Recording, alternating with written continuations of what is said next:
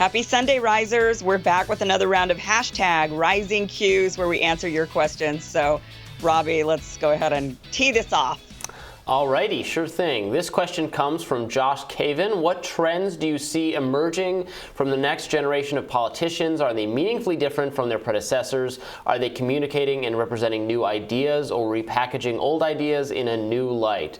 In terms of just political people's behavior, I mean, the kind of, on the right at least, the desire to sort of run for president just so you can be like a cable news talking head is, I think, a worrying trend. A lot of people, especially in the Senate, are, they don't actually have a lawmaking function because there isn't a lot of actual, legislating and vote trading and that kind of thing happening in the political arena. If anything, the Supreme Court is the branch that seems to do that. So since the legislative function now belongs to the other branches, not to Congress, what can political figures do but entertain us, but speak and talk and be kind of the take on a pundit function.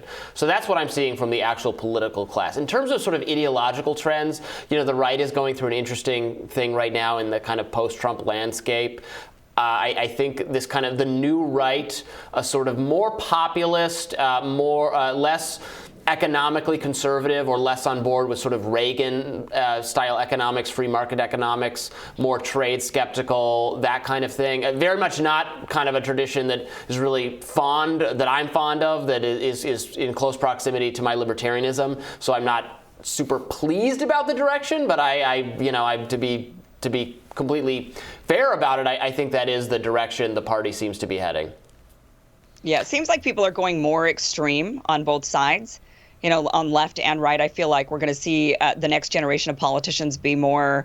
I think for those of us that feel like old geezers sometimes when watching these, is like, oh, they're crazier and crazier. These young kids, I think we're going to see a lot of like the Madison and the AOCs, right? And it's going to be, and that's the new generation. And I think it's going to irritate a lot of us as we get older, feeling like, gosh, can't we just go back to the good old days? I'm going to be that geezer. Right, and neither side able to accomplish anything, so they just have to get more extreme in their rhetoric to make up for the fact that they're not actually delivering anything. Yeah, just yelling at each other about wokeness or cancel culture or, what is it, critical race theory, right, and who knows what's next. All things I do think are bad, but things that do not have obvious legislative solutions or are not obviously things the government should be addressing. Right, exactly. Well, let's go to the next question. I think this is for you, Kim. Yeah, Politicat asks, do you guys think the only way POTUS will cancel student loans if it's convenient for midterms, or not even then? Seems like they're doing the same old square dance around making people pay back. Yeah, I don't think that we're ever going to see any cancellation of student loan debts. I think it's a nice thing for them to run on, and they say it in order to dangle that carrot in front of us to say, oh, we've got to vote Democrat because we might get our student loans forgiven. But I think at the end of the day, they don't have any desire to do anything that is going to upset banks. And so they're not going to be canceling any of the student debt. And if it's the government that has to repay the banks, then the government isn't going to be doing that either, with a lot of screaming people saying we can't afford that. Well, the banks might actually like if they canceled some student debt, because if they cancel the debt that's owed directly to the government, then studies have shown people are more likely to then start paying down their credit card bills, and they can give more money to the financial industry if they don't have to give it to the government. So in some ways, when the government's in competition with Wall Street, they might be more likely to. I could possibly see him, once Build Back Better is either completely dead or some version of it has passed, finally then doing his $10,000 thing, and then maybe bumping the rest of the pause past the midterms, because it's really awkward now because somebody's going to have to reinstate this thing, and nobody wants to do that. I'll step up. Yeah. Put me in, coach. I'll do it. You will pay it. Pay it back. Next question is from Halal Flow. Afghans are starving due to Biden's sanctions on Afghanistan. This could kill more people than the 20-year-old war. Is there any congressional action or progressive pressuring the Biden administration to stop these sanctions? And where do you all think this is headed? There is a small amount of energy from some House progressives and to roll back these sanctions, to say that, look, what are you doing? Like, what is the policy goal that is being accomplished by deliberately starving, countless numbers of people. I don't know if we'll get into the millions, but creating an amount of suffering and misery and death that has no objective at all other than spite. Like, they're being punished for winning the war. We talk about this all the time, but it's me, horrible. Yeah, it's just it's horrible how much. Sorry to interrupt you. It's horrible how much bipartisan interest or indifference, I guess indifference to the suffering these kinds of foreign policy positions our government takes inflict. And they're just like, oh yeah, there's tremendous kind of agreement or just not a lack of caring about it. And they'll say, oh, we're letting some humanitarian aid go through. Yeah, but once you've put the sanctions on, everything just shuts down. And, and organizations don't want to, and banks don't want to say, well, let's do all the paperwork and make sure we're not violating sanctions. They just say, no, we're not doing that. Yeah, it's kind of ridiculous. I mean, look, to me, sanctions are an act of war. And I thought that we had ended this war. That was kind of the point of that.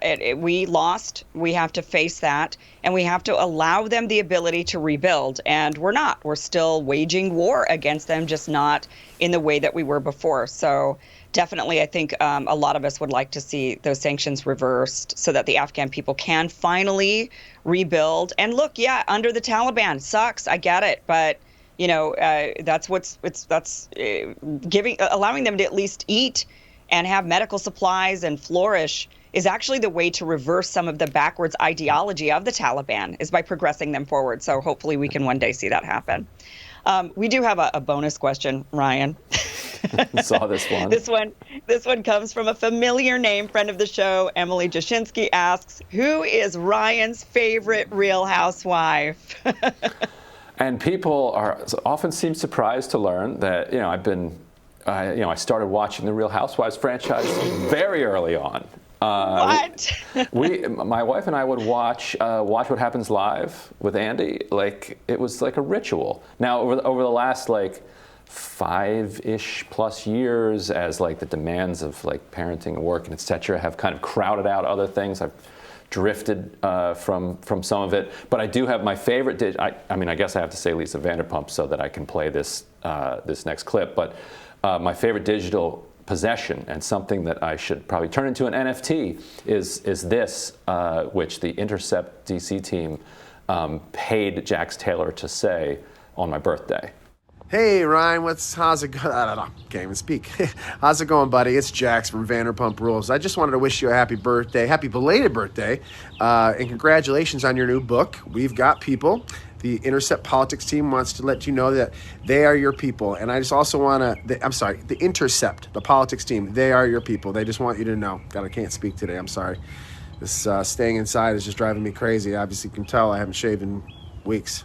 Anyway, thank you so much, man, for watching the show. I really, really appreciate it. And we just want to let you know that we would have nothing if it was for you guys. And I'm really humbled, and I'm just thankful that you guys are still watching it for all these years. And hopefully I get to meet you. It seems like you're a big fan of the show. So if you're ever in town and you're ever at Sir Tom DM me, let me know, and maybe we can do a couple shots and do a congratulations shot on your book. Definitely like to see this book too, by the way. Maybe you can DM me a copy. All right. Thanks again, Ryan. Enjoy the show. Thanks for watching on Tuesday. God, I cannot speak at all. Thanks for watching on Tuesday nights. Happy birthday, man. I know you're celebrating indoors right now, but I hope that you and your close friends and your loved ones, you get to celebrate inside. And when this is all over, we'll be at Tom having some drinks. All right.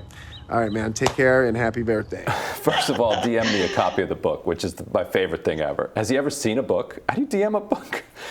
My brain is so rotted, it didn't even register to me that was possible. My brain just translated that automatically. Do you know who that is? And I have no idea. I love that. I don't either.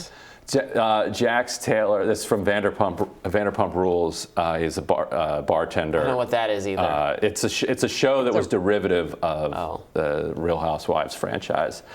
He's a bartender, basically. And it's here in LA, isn't it? Because I've been to that. I'm pretty sure I've been there. You've been to Sir or one of those? Tom? Yeah, I went. Yeah, exactly. I had some friends that came to town. And I had friends, whenever people come to town, they always want to go to places like that. So I think I went there once. Take me there next time I visit. Okay. Excellent. Well, thank you, Emily, for that one. Yeah. All right, guys. Well, don't forget to like, share, and subscribe, and we will see you guys all tomorrow.